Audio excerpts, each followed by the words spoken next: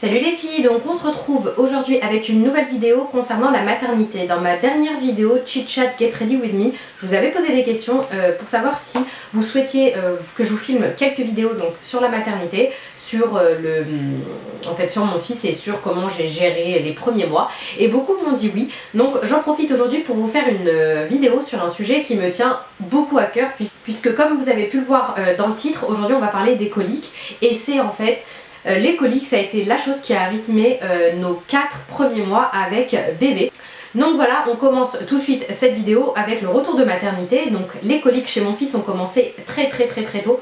Quand j'entends colique, là dans le terme colique, donc quand on regarde la définition des coliques, c'est très souvent défini par une quantité de pleurs par semaine, un nombre d'heures par jour où votre enfant pleure. Et en fait ça peut avoir différentes significations. Ça peut être soit uniquement des pleurs non liées à des douleurs, des pleurs de décharge ou bien vraiment des pleurs liées à la douleur. En ce qui me concerne, c'était des pleurs liées à la douleur puisque mon fils avait des gaz, des rots, énormément d'air en fait coincé en lui, ce qui en fait lui créait vraiment d'énormes douleurs, que ce soit le jour ou la nuit. Donc ici je vais vous présenter les solutions que nous avons trouvées et presque tout ce que nous avons testé et qui n'a pas fonctionné pendant ces quelques mois. Donc les coliques chez mon fils ont commencé très tôt. Elles ont commencé lorsqu'il avait 5 jours. Quand vous regardez sur internet, on vous parle de 15 jours de vie. Moi chez mon fils ça a commencé à 5 jours et ça s'est terminé vers 5-6 mois, enfin vers 5 mois, sachant que vers 4 mois et demi plutôt, sachant qu'aujourd'hui il a presque 6 mois et continue d'avoir parfois des phases de coliques. Comme je vous l'ai dit, chez mon fils, les coliques ont commencé à l'âge de 5 jours. Donc à partir de l'âge de 5 jours, on a vu en fait qu'il se tordait dans tous les sens, envoyait valdinguer ses jambes dans tous les sens, hurlait, se tordait vraiment. Dès qu'un P ou un rot sortait, il se sentait beaucoup mieux. Pour celles qui me suivent depuis très longtemps, vous savez que j'allaite encore mon fils. Il a presque 6 mois. Et je l'ai allaité donc pendant toute cette période. Donc on a cherché un peu partout. Concernant tout d'abord, on va parler premièrement des solutions que nous avons trouvées avec le médecin et des autres solutions concernant l'allaitement un peu plus tard parce que je sais que beaucoup de parents, enfin beaucoup de mamans n'allaitent pas. Donc on va commencer par les premières solutions. Donc tout d'abord, lorsque nous avons parlé avec notre médecin des coliques, lors du premier rendez-vous des 1 mois, il n'a pas pris ça au sérieux puisqu'apparemment c'est un problème très commun que rencontrent tous les enfants. Et en tant que jeunes parents, nous n'avons pas été pris au sérieux, je trouve, concernant vraiment les douleurs de mon fils. Donc pendant le premier mois, nous sommes allés 2 fois chez l'ostéopathe.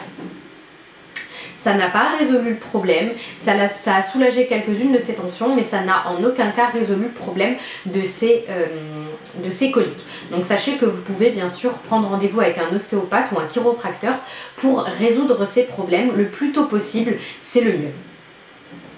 Ensuite, la deuxième solution que nous avons trouvée pendant son premier mois de vie, c'est le portage. Nous avons remarqué que le fait qu'il soit à la verticale, proche de nous, collé à nous, permettait vraiment de faire sortir les rots ou l'épée coincée, puisque dès qu'on le mettait en fait dans l'écharpe, on entendait les rots sortir et dès qu'en fait on sortait de l'écharpe, il cambrait ses jambes et tout l'épée pouvait sortir, sortait. Donc c'est là qu'on a vraiment compris que le système de portage pouvait vraiment le soulager et c'est à partir du moment où on a commencé à le porter en écharpe par alternance moi et mon mari qu'on a enfin commencé à avoir un enfant qui dort et qui fait des siestes. Sans ça en fait c'était quasi impossible de le poser. En clair, il n'a jamais fait de sieste de 1 à 3 mois hors écharpe, puisque dès qu'on le posait à plat, tous ses gaz, tous ses rots, etc. étaient complètement coincés en lui. Autre chose, les rots. Donc un enfant qui a des coliques dues à la digestion, à l'air qui est en lui, le but c'est de faire sortir le maximum d'air afin que ça ne le gêne pas. Donc le plus important c'est après les tétés ou entre les tétés, si vous changez de sein par exemple, ou après le biberon, de faire rôter un maximum votre enfant. C'est-à-dire qu'il ne faut pas lâcher l'affaire, il faut essayer vraiment de le faire rôter. Moi avant d'accoucher on m'a dit mais t'inquiète pas, les enfants allaités, il n'y a pas besoin de le faire rôter. D'accord, ok. Sauf que directement, dès que j'ai vu qu'il avait des coliques, j'ai regardé un peu sur internet et on m'a dit en fait que c'était une erreur commune et que au contraire, il faut vraiment faire rôter son enfant pour améliorer sa digestion et retirer en fait l'air qu'il a en lui. Donc une fois qu'on avait fait ces techniques plutôt naturelles, donc le portage, les rots, etc. Nous sommes allés donc, comme je vous l'ai dit, à notre rendez-vous du premier mois. Donc le médecin nous a conseillé d'utiliser un ferment lactique, enfin en clair des probiotiques pour bébé, c'est le très fameux, le fameux BioGaia. Je sais que c'est un petit flacon jaune que je vous insère juste ici, donc je sais qu'énormément de parents ont testé ce produit. Pour nous, en tout cas, ça n'a pas été efficace. Je ne sais pas si c'est dû à l'allaitement ou dû à autre chose. En tout cas, le BioGaia pour nous, ça n'a pas été la solution. Donc sachant qu'on voyait notre pédiatre que tous les mois, donc le premier mois est passé, nous avons, le premier et deuxième mois sont passés, donc nous avons énormément souffert de ces coliques. En ce qui me concerne, vu que j'ai allaité, j'ai arrêté de prendre du lait parce que ça pouvait être dû à une intolérance au lait, aux protéines de lait de vache, donc j'ai réduit ma consommation en lait, mais on a également suivi les conseils de nos grands-mères et on a commencé à lui faire ingérer des tisanes. Donc en matière de tisane, on a testé beaucoup de choses, on a testé de la fenouil, on a testé du carvi, on a également testé du cumin, tout ça donc c'était des graines, je mettais quelques graines dans l'eau bouillante et je faisais bouillir, je le mettais dans un biberon et je lui faisais boire avant les tétés ou après les tétés ou au cours de la journée.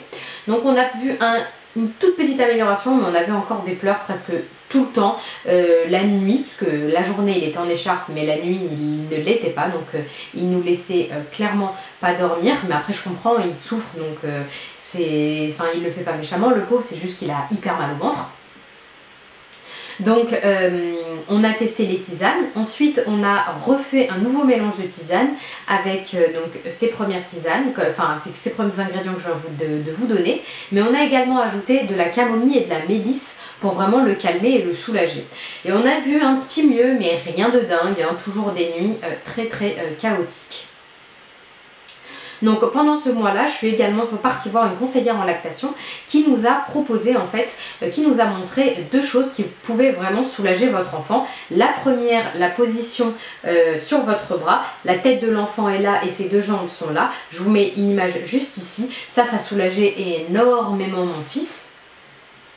Et la deuxième chose, ça a été un massage en pédalo. Quand vous commencez à faire ce massage, c'est vraiment, vous voyez en fait tout l'épais qui sort et après, moi je sais que quand on terminait le massage, on entendait vraiment mon fils limite faire il était vraiment soulagé de dingue.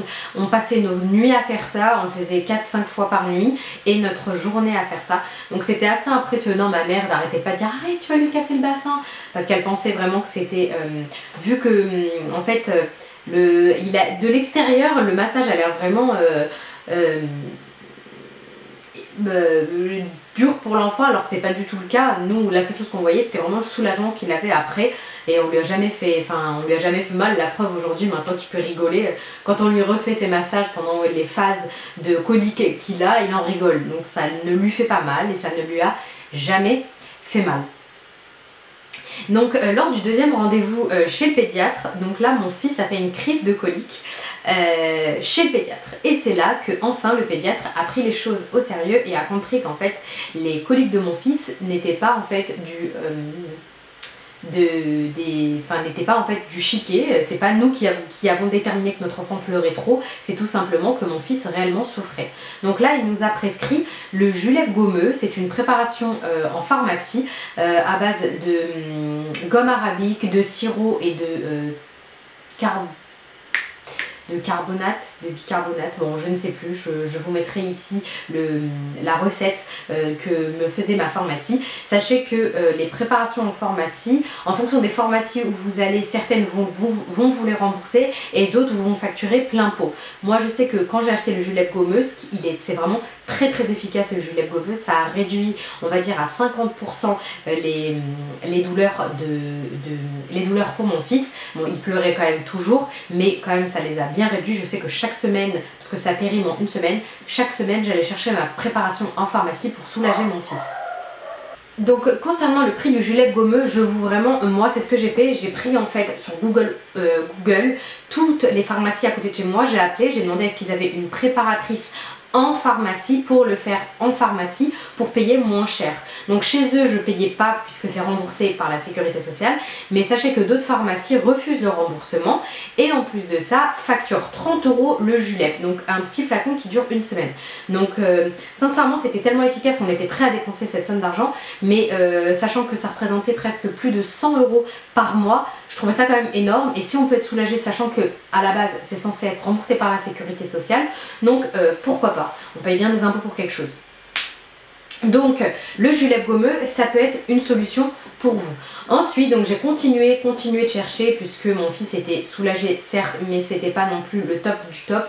La nuit ça restait vraiment catastrophique au point où on passait vraiment notre nuit parfois. Oui, il a déjà dormi en écharpe pendant la nuit, donc en fait je dormais assise pour vous dire tellement le pauvre souffrait énormément du ventre. Là on a trouvé une autre solution qui vraiment a changé les choses.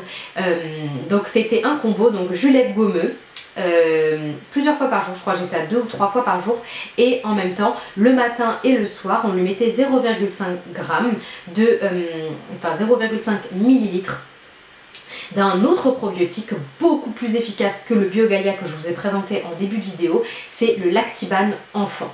Donc le Lactiban enfant a été la solution pour les coliques de mon fils. Ça a été comment vous dire, instantané. On lui a donné, au bout de 2 jours déjà, il commençait à avoir des selles normales, CP sortait tout seul, c'était vraiment, ça l'a soulagé. Là, il était vraiment en tout et pour tout entre le Julep gommeux et le Lactiban enfant, soulagé à 80%. Le goût du Lactiban, c'est pas trop ça, mais à l'intérieur, il y a uniquement des probiotiques. C'est en fait un flacon d'huile avec un sachet de probiotiques que vous mélangez et vous en donnez 0,5 ml le matin et le soir à votre enfant. C'est vraiment, ça a été pour mon fils en tout cas, le soulagement pour lui et pour nous et pour nos nuits. Donc là on a eu un soulagement à 80%, c'est pas non plus magique, mais vraiment vous pourrez enfin retrouver des nuits approximativement calmes et j'en suis vraiment très satisfaite. Ensuite, pour l'allaitement, on a trouvé également d'autres raisons qui pourraient faire que mon fils avait des coliques. Concernant l'allaitement, c'est un peu plus compliqué puisque beaucoup de choses en fait en rapport avec comment on appelle ça, les coliques peuvent être dues en fait au REF lorsqu'on l'allaite. Le REF c'est le réflexe d'éjection fort. Je vous ai fait une vidéo en fait entière sur mon allaitement que je vous laisse en barre d'infos où je vous explique vraiment tout ce qu'on a vécu. Et le réflexe d'éjection fort en fait fait que l'enfant, au lieu d'être nourri comme disait ma conseillère en lactation, nourri au biberon ou au sein, enfin nourri avec une tétine simple si on devrait comparer à un biberon, en fait votre enfant est nourri au Karcher, c'est à dire que vos seins en fait projettent des jets dans la bouche de l'enfant qui en fait a tendance à s'étouffer ou vraiment à aspirer beaucoup d'air. Et c'est cet air là justement qui après se retrouve dans l'estomac et empêche le bébé de dormir et de péter convenablement. Donc le REF est également une cause de colique et il faut alors le traiter. Il faut traiter votre réflexe d'éjection fort pour éviter que votre enfant ait des coliques. Donc pour réduire son réflexe d'éjection fort, il faut éliminer les éléments galactogènes. Moi, ce qui m'a beaucoup aidé aussi, c'est le fait d'allaiter en position couchée. C'est la force de la gravité en clair. Si vous êtes assise, il y a vraiment les jets en plein dans la bouche. Alors que si vous êtes couché, c'est un peu moins, enfin un jet, logiquement, si vous êtes comme ça, bah, ça descend dans sa bouche. Alors que si vous êtes couché, ça tombe plus vers le sol. Donc bref. Je vais vous expliquer ça, mais en fait la position couchée permet vraiment de réduire ce réflexe d'éjection fort. Réduisez également les éléments galactogènes et faites l'euro à votre enfant même si vous allaitez, puisque beaucoup disent oui quand on allaite on n'a pas besoin de faire d'euro. Ce n'est pas vrai, ce n'est pas le cas pour tous les enfants. Parfois il est vraiment nécessaire de faire un euro à vos enfants. Donc voilà, c'est tout pour moi. On a traité biberon, allaitement et je vous ai donné la solution qui pour moi a marché. J'espère vraiment, si vous avez la moindre question sur les coliques, je peux peut-être vous aider, donc n'hésitez pas à me le laisser en barre de commentaires ou on se retrouve sur les réseaux sociaux. Je vous fais d'énormes bisous et on se retrouve dans une prochaine vidéo. Bye. Avant de partir, n'hésitez surtout pas à vous abonner.